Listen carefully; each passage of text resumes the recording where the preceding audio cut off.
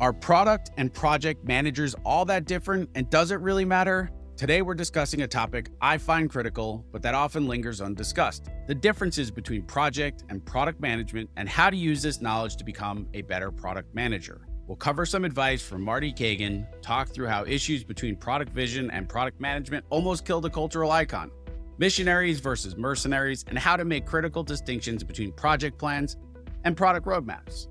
I definitely appreciate your support of our channel, and it would be awesome if you'd hit like and subscribe. Are you ready to get your product on? However, the difference between a product and a project team is essentially about ownership. The difference between a team taking responsibility for an outcome versus a team just there to deliver a project output and then move on to something else. Marty Cagan. So why should I care about the differences between product and project management? Despite being distinct roles, product managers and project managers are often confused, an error I too once made when I first entered the field of product management. In an unfortunate turn of abbreviation events, both roles were shortened to PM. Yet, one manages products, creative and strategic, and the other manages projects, focused on execution and often described as a taskmaster. Differences I learned to express during an incident I now refer to as Weaselgate. It was a typical Monday with the usual commute and my favorite playlist. A day that started like any other, but soon proved anything but. It all started going downhill when a senior manager blurted out during a morning meeting, "Product managers are weasels," an accusation that caught me off guard and frankly pissed me off, setting the tone for years of reflection and clarification. Yet, rather than go on the attack, for some unknown, otherworldly reason, I paused and took a curious position. Clearly, as this manager had conflated the roles of a product manager and a project manager, although I'd argue project outcomes are far less certain than those of products.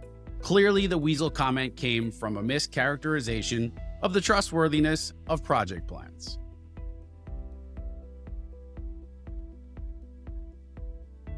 And there I was, defenseless. Early in my career, I couldn't articulate the difference between the PMs, leading to a lecture about why product managers weasel out of dates, unlike project managers. My boss liked project plans with their nice, predictable Gantt charts and not roadmaps with uncertainty and hedges. And then the meeting ended, just like that. Perhaps I caused this confusion, I thought to myself. In the past, as a product manager, I had confidently presented dates and acted like a taskmaster, pushing the team to get it done, just like a project manager. It would have been easy to shrug it off at this point, but I just couldn't let it go. So what did I do? I created a beautiful comparison chart, of course, a chart that articulated the differences between a product manager and a project manager, between a product roadmap and a project plan. Immediately the angels sang, the heavens opened, and all became clear, at least for me. And come my next one-on-one at the end of the week, I was ready for the fight. In the first 10 minutes, I laid out my case, ending with a strong why roadmaps aren't detailed, date-driven project plans. John for the win. From then on, I never mixed the two disciplines. Anytime a discussion involved conflating product roadmaps and project plans or comparing product managers to weasels, I was ready. The Sydney Opera House, a marvel of modern architecture, was more than just a building. It was a product of grand vision meant to symbolize a nation's cultural aspirations. However, the journey from its conceptual blueprint to its completion tells a profound story about the interplay and frequent clash between the visionary and the project manager. Jorn Utzon, his design won an international competition in 1956, dazzling with its futuristic sail-like shells. His vision was bold and complex, pushing the boundaries of contemporary architectural products and engineering.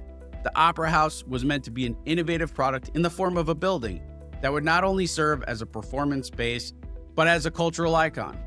And as construction commenced, project management took the lead. It was responsible for the actual delivery of this product. This meant managing timelines, budget, construction methods, and human resources. However, the groundbreaking nature of the design led to significant practical challenges. The technology necessary to realize the roof shells, it didn't exist, leading to massive delays and budget overruns. For those in software product companies, this echoes the clash that often occurs between design, product, and engineering around desirability, marketability, and feasibility. The climax of this project occurred when these two management domains clashed dramatically. Costs escalated from $7 million to $102 million, and the project timeline extended far beyond the original scope. Political and public pressures mounted, ultimately leading to Utzon's resignation in 1966. His resignation, though, was the critical turning point where the necessary balance came between the visionary product team and pragmatic project management. Post-Utzon, a new approach was adopted. A new team reconciled the artistic vision with the logistical feasibility. This phase of the project emphasized the alignment between the product's architectural vision and practical realities of project management. The team focused on technological innovations and management strategies that allowed them to construct the shells and other complex features. In 1973, the team finished the Sydney Opera House. To this day, it serves as a lesson in the challenges and triumphs of executing a visionary product through effective project management.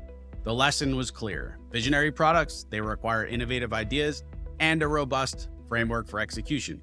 Product and project management, they must work in tandem with clear communication, shared goals, and a mutual respect for each other's domain.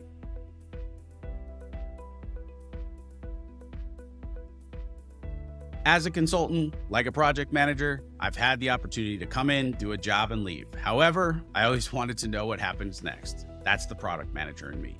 So out of pure interest, I asked ChatGPT to describe a project manager humorously. Here's what it came up with, which perfectly highlights the mercenary nature of project managers.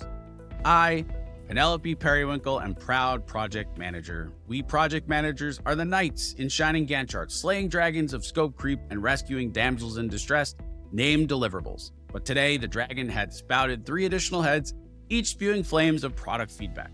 Across the table, perched atop a cloud of sticky notes, sat Brenda B. Brilliant, my nemesis, the product manager.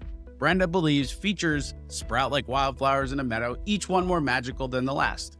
On the other hand, I see them as pebbles in a backpack, adding weight until I can't meet my deadline. Penelope and Brenda are a much friendlier representation of the idea of mercenaries versus missionaries.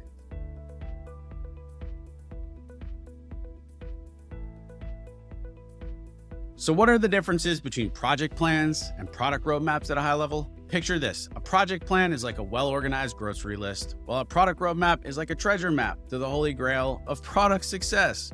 The project plan tells you exactly what ingredients you need and in what order to make a delicious meal you've committed to your family, or in this case, a successful project. Meanwhile, the product roadmap is a vague X marks the spot treasure map that takes you on an adventure through the treacherous waters of product development. You must overcome challenges, defeat competitors, and ultimately find the treasure, a product that customers love. In other words, a project plan is a detailed step-by-step playbook for achieving a specific goal. A product roadmap is a high-level strategic plan that outlines the vision, direction, and key milestones for a product's success. It's the nitty-gritty versus the big picture. A project plan is meant to be the way, the Mandalorian. A product roadmap is a guide that learns from customers and adapts along the way, Yoda. So what do these differences mean practically? A fair question, given that product roadmaps and project plans are often created using the same tools and look deceivingly similar. But I can assure you, those similarities are only skin deep. Here are a few ways to think about the differences. Project plans focus on execution, a set of tasks to reach an objective. Product roadmaps are strategic documents that tell the story of a product, its direction, and its development over time. Project plans typically focus on shorter durations and higher task date fidelity.